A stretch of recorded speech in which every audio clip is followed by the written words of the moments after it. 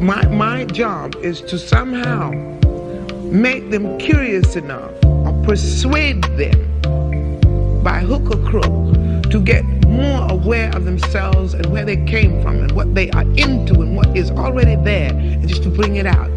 This is what compels me to compel them, and I will do it by whatever means necessary. Welcome to the Black Girls Heal podcast, where we talk about healing our intimacy disorders, unresolved trauma, and building a healthy relationship with first ourselves and then others. Every episode, we will talk about advice you can apply today to break unhealthy patterns and grow in your self-worth. I'm Shena, love addiction coach and trauma specialist. Let's begin. Hello, and welcome to the latest episode of Black Girls Heal. So I'm recording this in the early morning, so I'm not sure if my voice is going to sound like it always does, or if it's going to be a little bit of a lower tonal voice or moving slow. But I'm recording today's episode the day after the Betrayal trauma episode dropped, because I have heard that while the episode really put into words what many of you have been feeling, that episode, even though I mentioned that it was prompted from my recent conversations with someone about with y'all about how I support y'all here, that topic had been requested for a few years, and so I'm happy that sharing it put into words and validated what many of you have gone through, but also from what I hear from my friends who sent me text messages saying that episode was so powerful. And I'm also now just thinking about like what happened, and like I'm mad, and all of the things that come up with that. Here's my emotional aftercare for y'all. So my intention for today's episode is, if you are someone who listened to the Betrayal Trauma podcast episode already, and it is part of your story, and it brought up some feelings for you that you're working through right now, my hope is that this episode helps with that. And if you're like, Betrayal Trauma episode, what's that? I'm behind on episodes, or I just found this podcast, or I was looking for Betrayal Trauma and I clicked on this one instead of the other one first, know that this is going to be a resource for you. That episode was about how to deal with the PTSD of what happens when you're with a partner who has a sex addiction or a porn addiction. And I talked about kind of the ups and downs of it. I talked about what it looks like. I talk about the gaslighting. I talk about feeling so ashamed and feeling really foolish, and then feeling angry about it, and then being at this crux about deciding what you want to do.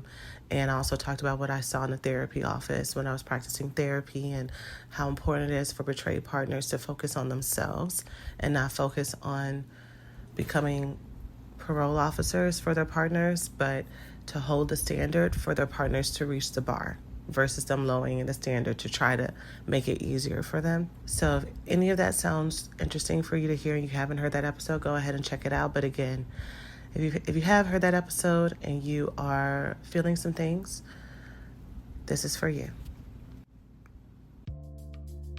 Thanks for listening to this week's podcast. Before we get started, let's take a small break to say thank you to this week's sponsors.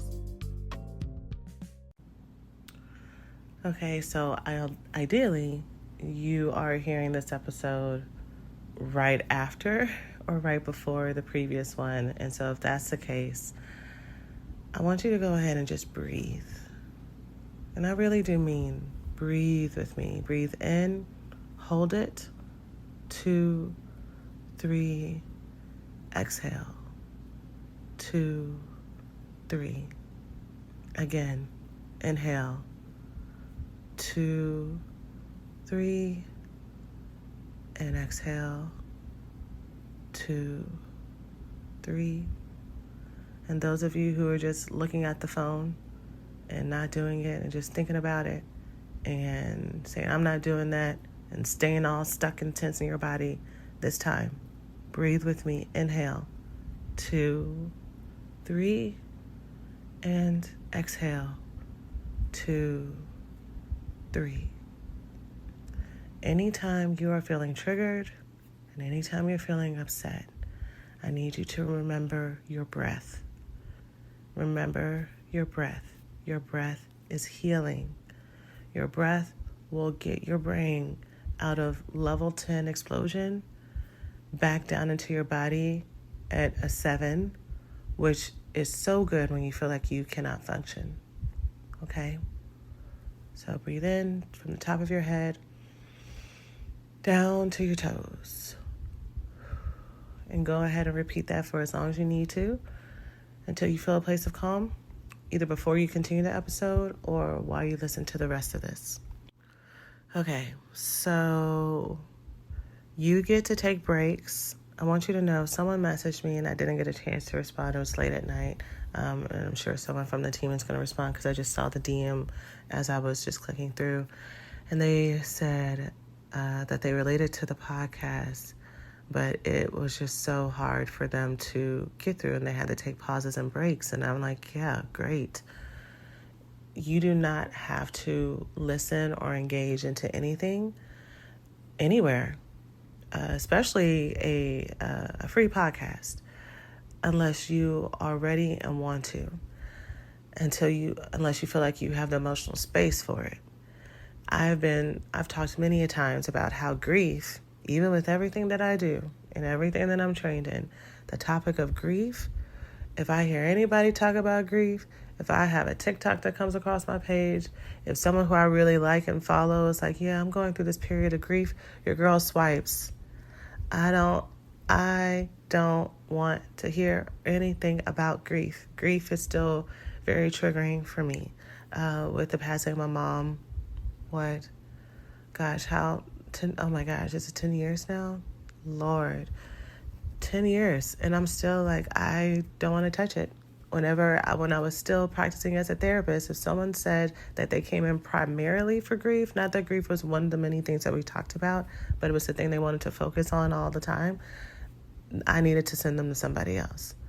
So if this topic is something that is so related to you, but you hearing about it is too much right now or too much period, then you do not have to listen to this or anything else. Practice taking care of yourself and practice doing what's right for you. And with that said, my friends were also like, man, here are a couple things that my friends said, because a few of them have gone through this with partners who perpetually cheated on them, whether or not this person was a sex addict or someone who had multiple other ways that they were unavailable, and cheating was one of them, which I wasn't clear with in the first. There were so many things, like y'all saw the episode was over an hour. There were so many things that I didn't get to say that I'm going to try to weave in here, as long as it applies to being emotionally supportive to y'all. But then there's other things too. But to be clear, a sex worker does not equal sex addict. People who have high sex drives do not equal sex addicts.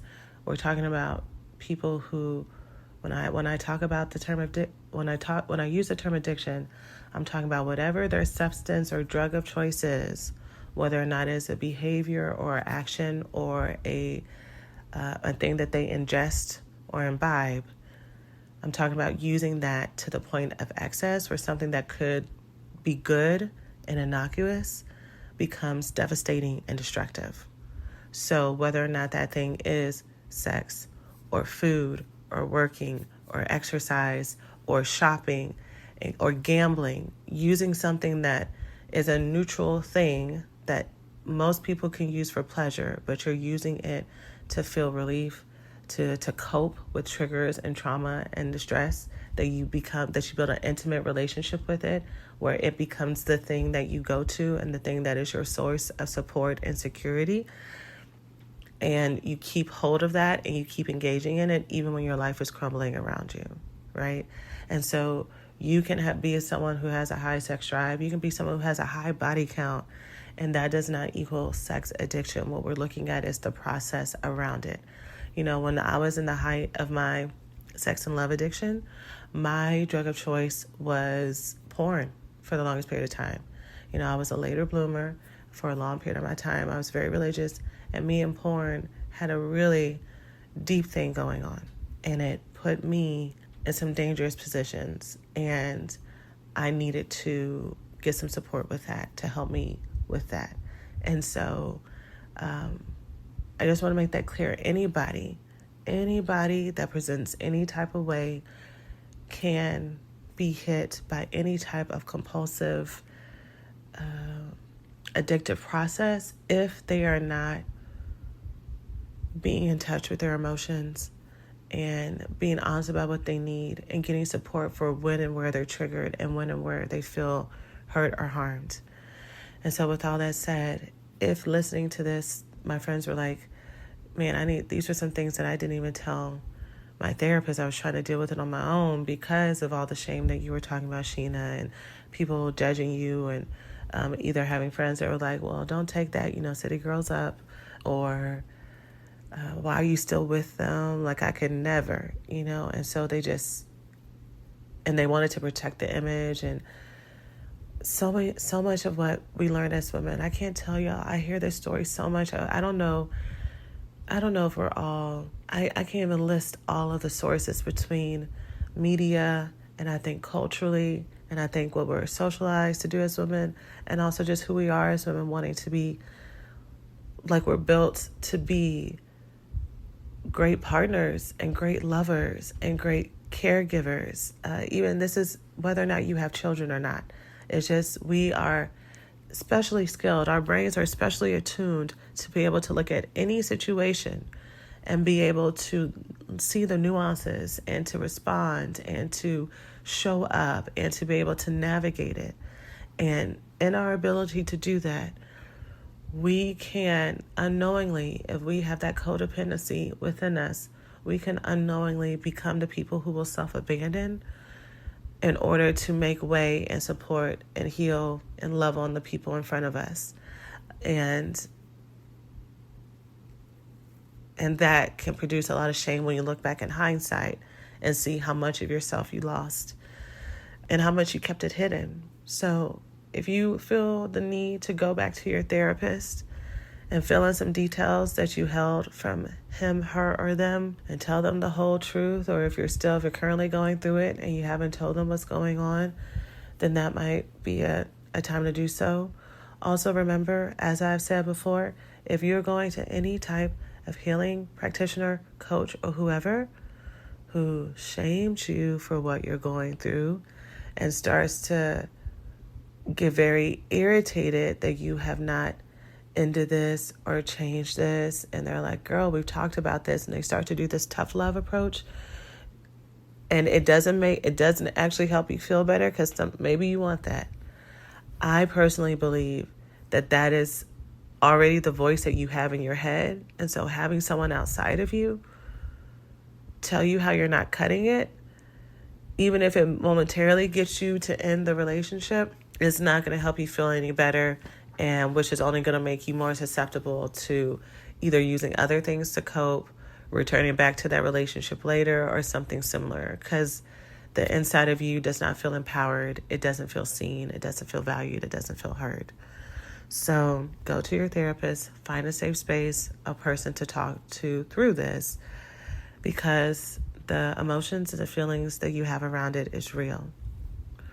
So there are a list of things that I want to share. So let me say this one first. One of the things that I teach in my recovery school program is the concept of carried shame, which is a concept that comes from Pia Melody, who is one of the people who talks about love addiction. She has a very famous book called Facing Love Addiction.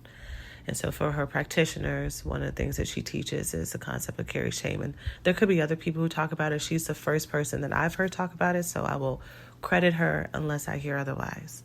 But yeah, I talk about it with my coaching students in the program right when we are starting to do the process of unlearning, because I think this is really important to know. So I'm going to share this here for y'all today.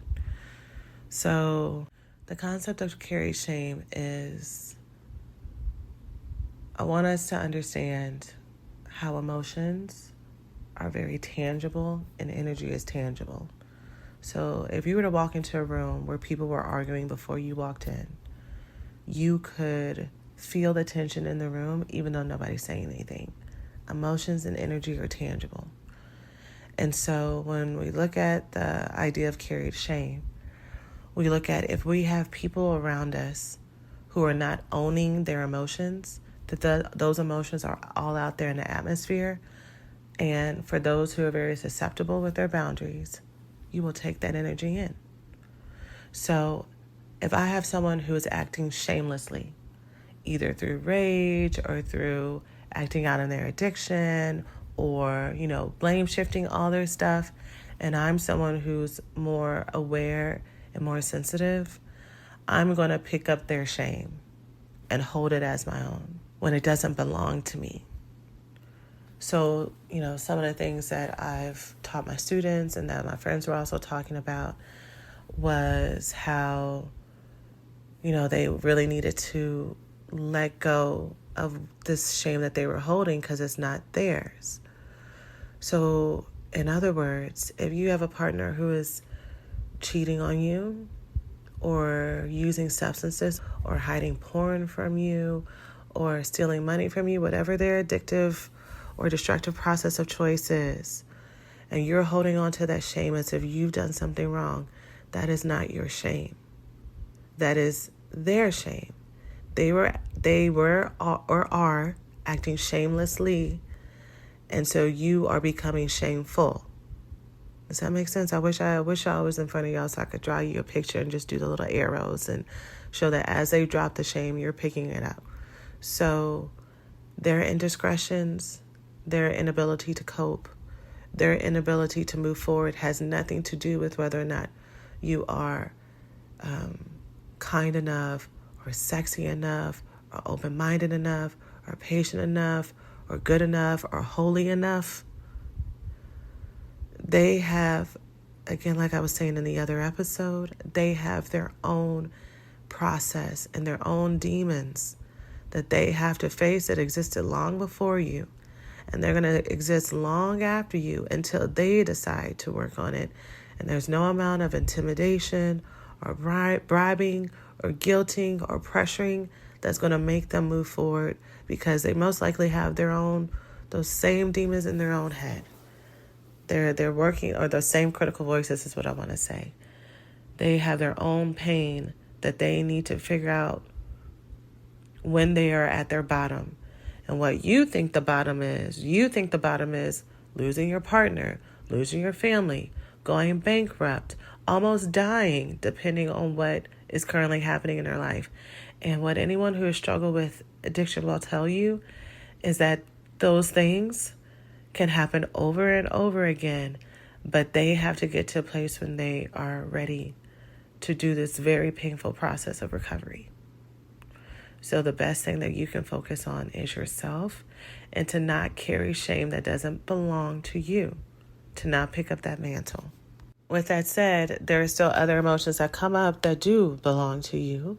So the anger that comes up, the rage that comes up, especially if, one of my girlfriends that I was texting with, she had left this relationship with this person years ago.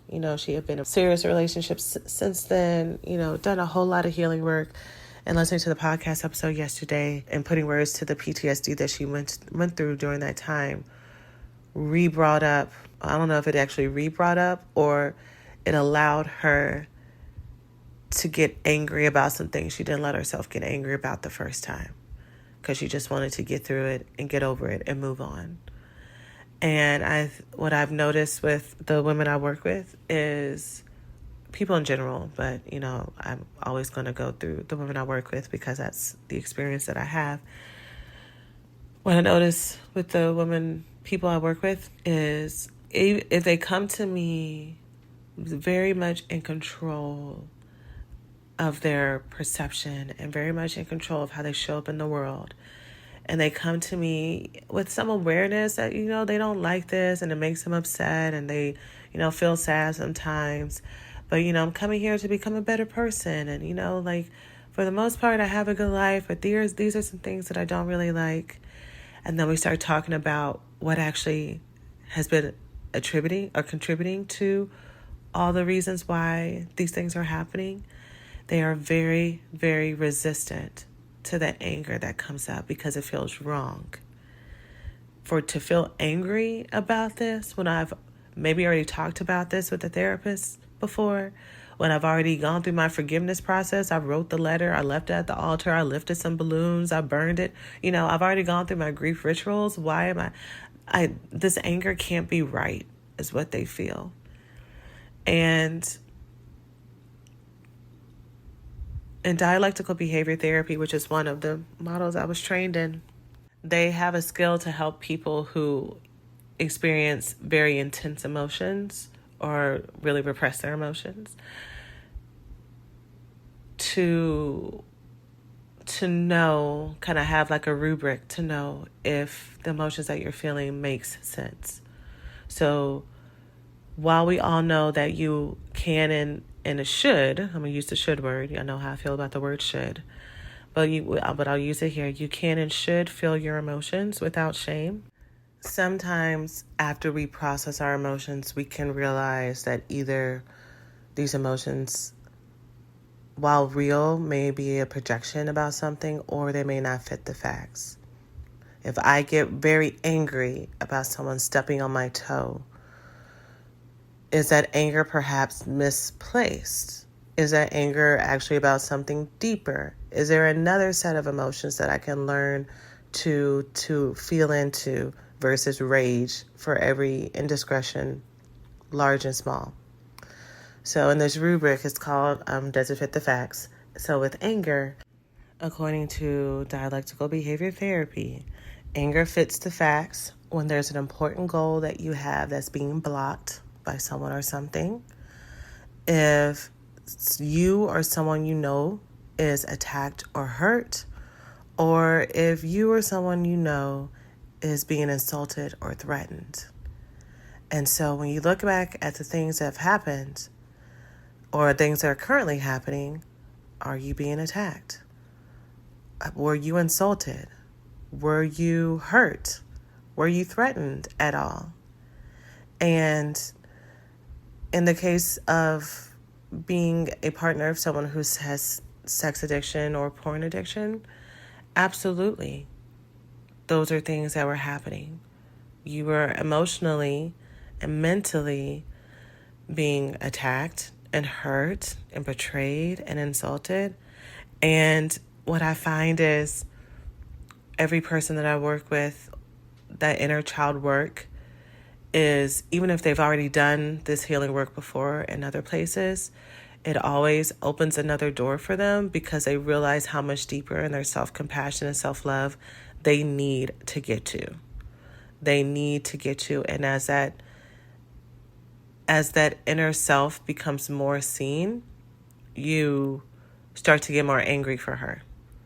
You start to look at all the things that she went through, all the things she had to be quiet through, all the things that she had to just take and grin and bear it or make the most of it because she knew that her mom wouldn't care about what she was actually feeling, or her dad didn't care, or they would make fun of her, or they would use it against her, or her partner was too lost in their own dysfunction to even show up and be empathetic. And if they were empathetic, they didn't have any change to go along with it. So she had to learn how to deal.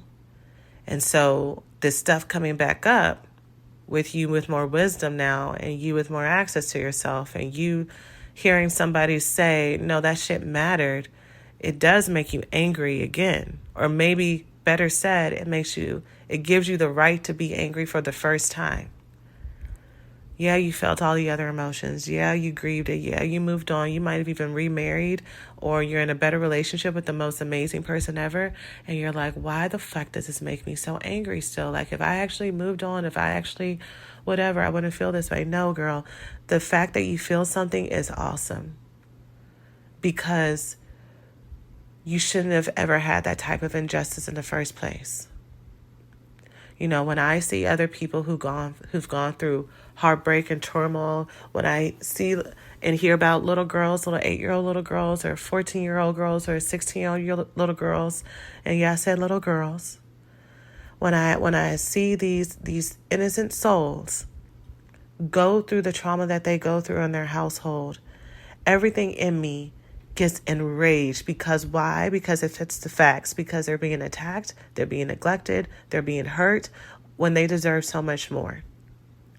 And I see these 3-year-old girls, I see these 4-year-old girls, I see these 8-year-old girls, I see these 12-year-old girls in the bodies and then behind the eyes and in the soul of these 30, 40, 50-year-old professional women in front of me who are, y'all, I'm not trying to get emotional on this morning, who are trying their best to be their best selves, to give the love that they so desperately want and desire and deserve as well. And so it breaks my heart every time I hear their stories of how much they were cheated from what they deserved, you know? So if I feel that as someone who's listening to you and holding space for you, it didn't even happen to me. You even more so deserve to feel that same amount of righteous anger for yourself, because you didn't deserve to go through that. You just didn't. So allow yourself to feel whatever feelings you need to feel before you start trying to set a timer and saying, okay, well, even Shena told me that I could feel it, but all right, that's enough for today. Time to go back to reality. No, you feel it as long as you need to feel it. And I think sometimes we're afraid of emotions because they feel so out of control. And again, if you're someone who's into having that type of control and like systems and, you know, being logical and A plus B equals C, and well, I don't really have time for emotions because I have all these things that are going on right now. You know, this is not the right time for me to feel this. It's never going to be the right time. And the reason why it's not the right time now is because you don't know how to manage your emotions. You either have to turn your emotions on or turn them off, and that's affecting your body. It's affecting your mental health. It's affecting your emotional health, and it's affecting your ability to feel at ease, because you feel like you have to compartmentalize yourself instead of realizing that your heart, your feelings, your soul is all yours, and you deserve and need to be in touch with that at any time, and to not be afraid of it, and to not feel as if it's going to overwhelm and consume you. Because the thing about emotions is, as long as you're feeling them, the emotions come up, but then they also go back down. They're like waves. This giant wave will come up, and you feel it, and you sit in it, and you feel it, and then once you feel it, it's out. You know,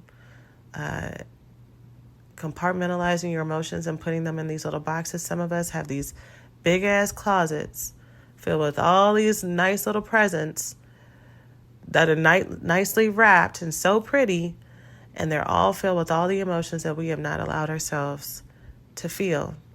And so it's only getting bigger, y'all. So the best part is to start to feel them as they come and let that process happen.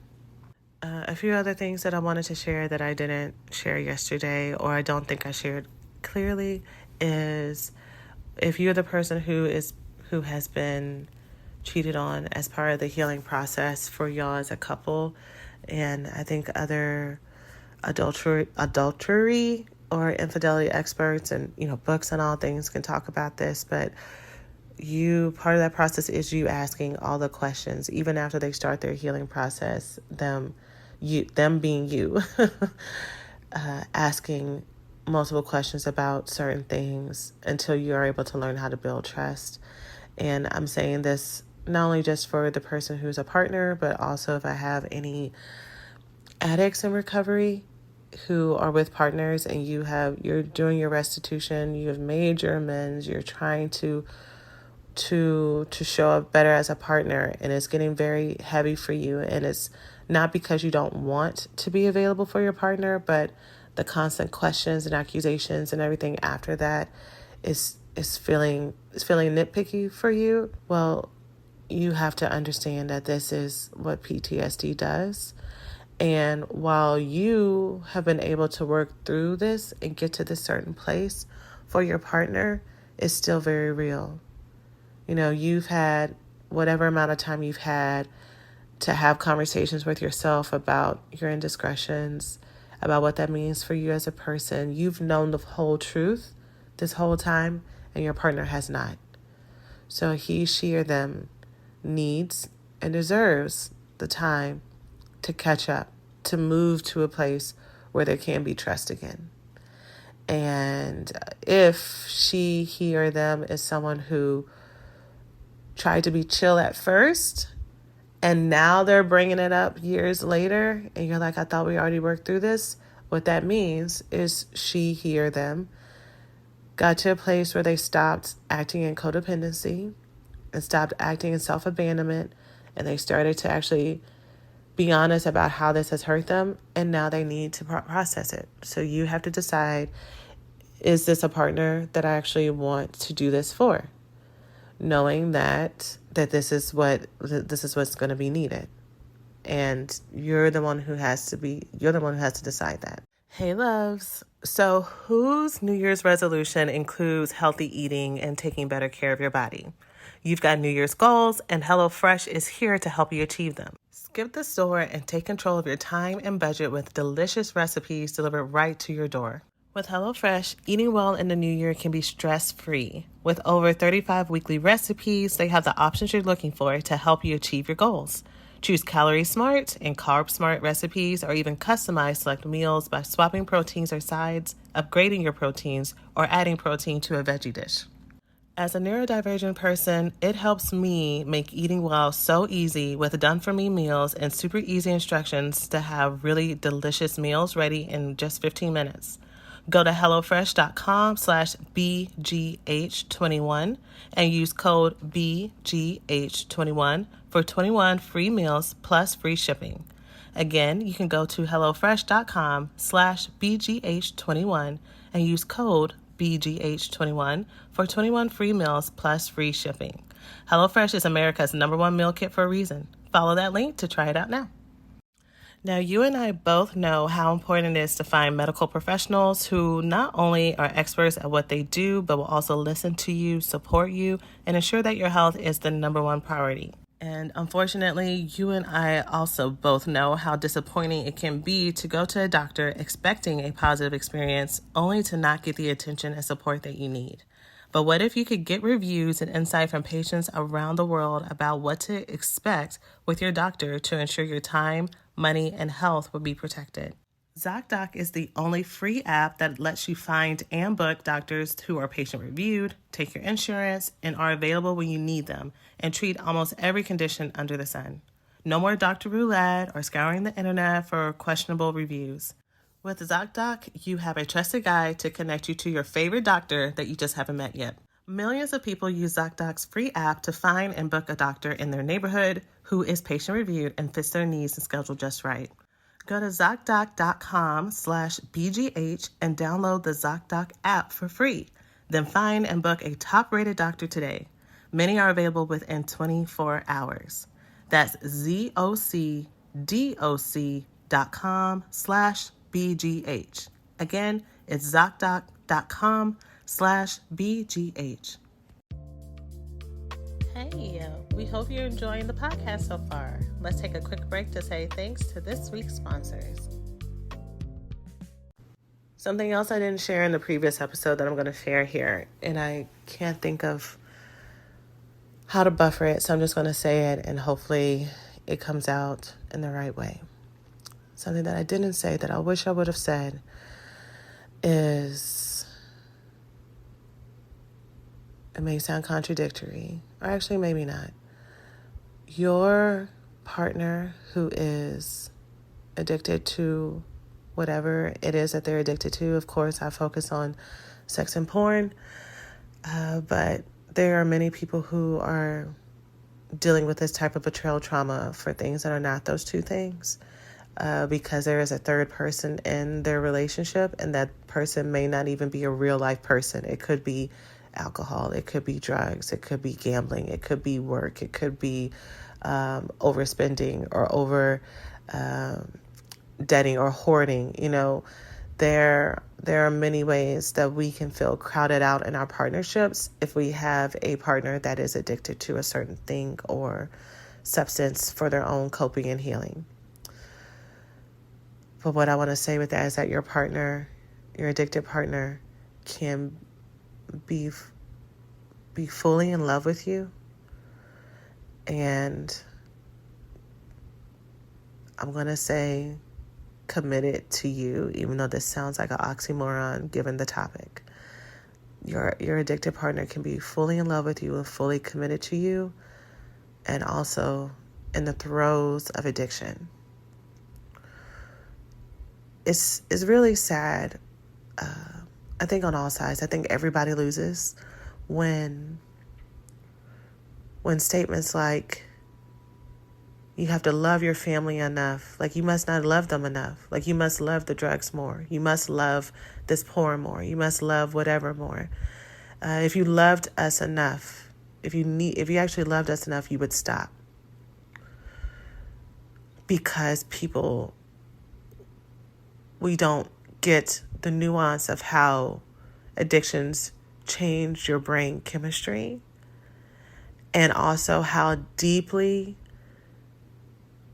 and I feel like intertwined isn't even a strong enough word, but how deeply integrated the addiction or the substance is with that person being able to function and being able to cope with their everyday life. So when it gets to that point, it's not about willpower. It is often a physical, it's not just a mental. It is a mental and emotional and a physical detoxing, that this painful physical detoxing I'm talking about. Panic attacks, I'm talking about inability to eat, I'm talking about being in fetal position, crying on the floor, shaking. What happens when people are detaching from this addiction because of what it exposes, because it exposes all the abuse that happened, all of the shame that they've held, all of the things that they've been told, all of the shit that they've put you through, the person that they love. And this stuff is heavy, y'all. So why do I say this? I say this not only to humanize those who are addicted, not only because I know that there are people who are listening to this podcast who are in the throes of their addiction right now, or who have been in recovery for their addiction. And I hate that I did not put that in the first episode. If y'all listened already, I was just trying to get so much out in one place. But also because you as the loved one, what makes it really hard for you to do boundaries sometimes is because of the love that you have for this person. And sometimes the only way that you know how to make yourself be strong is to villainize them and to demonize them and like they're the devil and I hate them. But that doesn't last because you do love them. And so I want you to know that those two things can be true. That you can have someone who fully loves you, but because of their addiction, they cannot love you the way that you need to be loved. And so this isn't like I have to trade this out, like, because when you are trying to set boundaries after being hurt for so many things, and then that person does a bid that shows love towards you, all of your resolve goes away. All the things that you were going to do, and, you're going to kick them out, or you're going to do this, or you're going to freeze them out, or you're going to stop talking to them. Once they do something really sweet and something really loving, and you see your partner, and you see the love in their eyes, you're like, okay, it can't be that bad. And I want you to know that your partner can be looking at you with a genuine warmth and giving everything that they know how. And until they work through that addiction will be there. So what does that mean for you? One thing one of my other girlfriends was saying, and I was talking about all this with an ex that she was previously with, she was like, I'm realizing I still love her, but I have to let her go. I have to let her go. They haven't been in contact, but that part of her that part of longing for her in her mind, she had to let that go, because I'm going to butcher how she said it, but I'm going to try to do it as best as I can to make the point I want to make right here. But I had been there was a part of me that was abandoning myself to make it a safe space for her to go through her process, but that didn't really help her and was only hurting me to forget and neglect myself because I didn't want to make it more stressful for her. That's absolutely not how she said it. But I'm saying that here for y'all because that self-abandonment is real. In your desire to be a good partner, a good lover, a good mother, a good sister, a good cousin, for a good friend, for whoever's in your life, it can be so easy to downplay your needs to make space for them because you haven't realized that your life and your needs are just as important as the other person's. I need to say that again because I know many of you heard me, but you didn't hear me. What you need to feel safe, what you need to feel loved, what you need to feel secure is just as important as what the other person needs, wants, desires as well. Whether or not they are homeless, whether or not they are working through whatever they're working through, no matter if they just lost their job, if they've just had another heartbreak, if everybody in their life has abandoned them and, they are so grateful for you and thank you for being here for me and no one, by now other people would have left me. And so I'm just so, I can never repay you enough for everything you've given me. No matter how much they tell you that, do not let the appreciation that you deserve, period. They should be grateful. I mean, what else would they be to have someone like you in their life? That is, that's not even a bare minimum. That's like, duh, of course you're grateful. That's not an extra gift. That's not an extra gift that you have to repay by saying, oh, well, they're grateful, so let me continue to be that safe space for them. No. You deserve and you need, not only that you deserve, you need a safe place to be, land, exist, cry, show up, and just be taken care of. You deserve to be taken care of, love. So if that person is not able to give that to you, then it is what it is. And what that looks like for you and how you navigate that is different. There are some people who are team, I'm going to cut you completely off. And when you get your stuff together, then I'm here and I'm available. There are some people who need to figure out what a middle ground with that is, whether or not it's a sick and ailing parent who is an addict or, there's so many other variations of that, but they need to find something in the middle. And then there are some people who are like, well, I'm going to have this in mind, but I'm going to stay in relationship with them. Like, I don't want to leave. I don't want this to keep happening, but I don't want to leave. And so I'm just going to remember these things that I've heard. I'm going to think about what my therapist has told me, and I'm going to think about what I saw on that YouTube channel, but I'm going to stay. And what I'm going to say is that you're the one who's living this life, so you have to make sure you're doing something that works for you, but you need to do it in honesty, self-honesty, and self-integrity. If you're staying or trying to compromise, or even if you're cutting someone off, but it's based in fear. It's based in fear, it's based in lack, it's based in feeling not enough or feeling like you can never have someone else, or this person is all I have and I don't really know what else I would do, or I've given so many years to this relationship. On the list of reasons why you should stay in a relationship, the fact that you put in so much time should never, ever, ever be one of the reasons that you stay. Ever.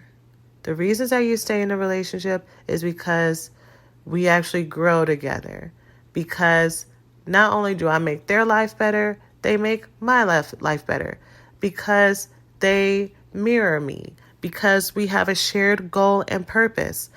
A reason to stay in a relationship is not because you got time served, or because you're obligated, or this person needs you to live. Y'all have heard me say it again, jokingly, but I'm serious. You are not a caseworker. You're not a caseworker. You're not a therapist. And if you are, you for damn sure should not be one for the people at home. You're off the clock, girl. You are off the clock. Being a partner, being a friend, being a lover, being a listening ear, you can be that. But you're not a rehabilitation center. And if that's what they need to be willing and have the personal desire to go and do that for themselves, because of what I've said last episode about how hard this work is. This is long-term recovery work. This is long-term work that they are going to have to do. And then once they get to a place of stability, it is also just the learning of, being a healthy human being just in general. Think about those of us who aren't addicts and all the stuff we're constantly uncovering all the time. Like, damn, can I get a break? Can I get to a place where I feel fully good about all things, where there's not always a lesson around the corner, And then so just add addiction and trauma and the ways that you've lit your life or the lives of other people on fire before you, and you having to deal with the shame and the regret about that, or the loves that you may have felt like you've lost before, the moments in time that you've lost, or the money you've lost, or the jobs you've lost because of what you're dealing with. It's so much. And here's the last set of things. I really hope, oh my gosh, if there's nothing else that y'all have heard, I really hope that the women who need this are listening through this point right here. Something that goes along with this shame, of the carried shame of what has happened or what is currently happening, and that part of feeling foolish about it, is dealing with the remnants of what happens in these types of addictive behaviors for you as a partner. And I mean physical remnants, not just emotional remnants. So let's talk about those of us who have been with partners who have been unfaithful with actual people, or maybe not people, but that's a story for a different day. And so we've contracted STDs. And we've contracted STDs that were not curable, or that are now chronic, whether it's HPV, whether it's herpes, whether it's HIV, and even the ones who, you can go and get some medication for it. But let's talk about what it's like for you when the impact of your partner has now affected you permanently, which is also a reason why many people don't want to leave these partners, because they feel like they're ruined. They feel like they're tarnished. You feel like no one's ever going to want you because of what you're going through. And someone had messaged me, they might have messaged me on Facebook but they had asked for, can I do a podcast about living with HPV?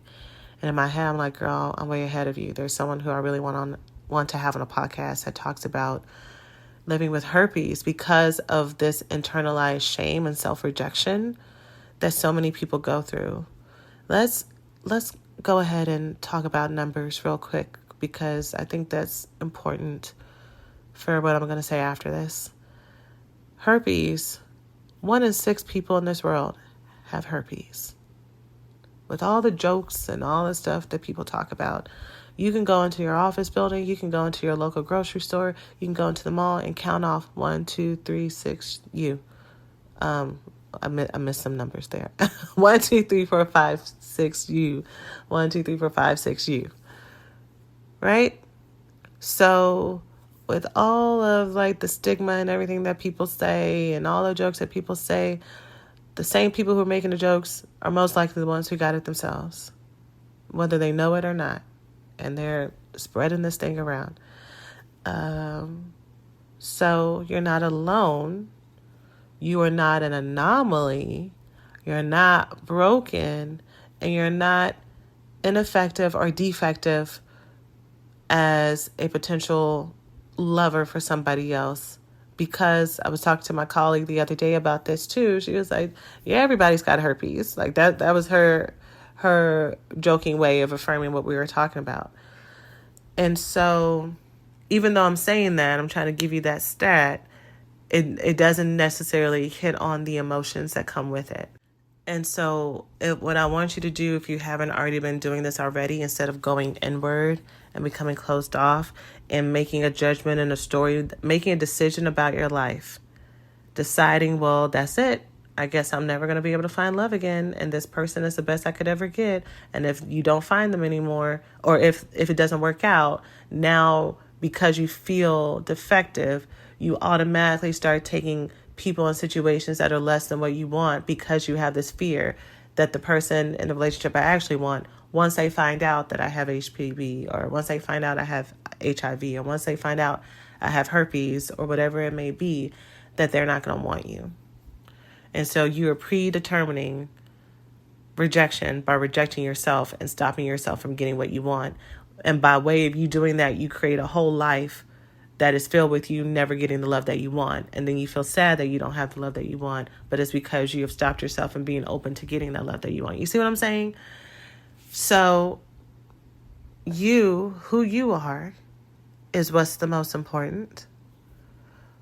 Your health is also able to be managed, is able to be, I'll tell you this, I have a colleague who has been with her partner for, I want to say her oldest is 34. So, and this is her second marriage. So I want to say they might have been together for about 30. No, her oldest daughter is older than that. Anyways, they've been together for over 30 years, is my point. And because of some decisions that she was making with her sexually acting out, to cope with her emotions when she was younger and to cope with her trauma as she was younger, she was in relationships with multiple people who are also pretty unsafe. And so that was one of the things that she contracted before marrying her now husband. And he has never, in over 30 years, ever had a herpes outbreak.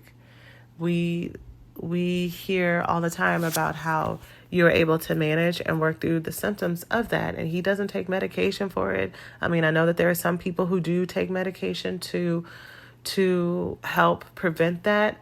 You can get the life that you want, and you do not have to label yourself second best and reject yourself because of someone else's mistakes. I'm going to stop there because I feel like we're already almost at an hour, and I don't want to go too far down this topic, especially if I'm going to have another one and if I'm going to have some experts and some people who have been living with it come and talk about it. So hopefully that podcast episode happens in 2023 when I'm recording this one.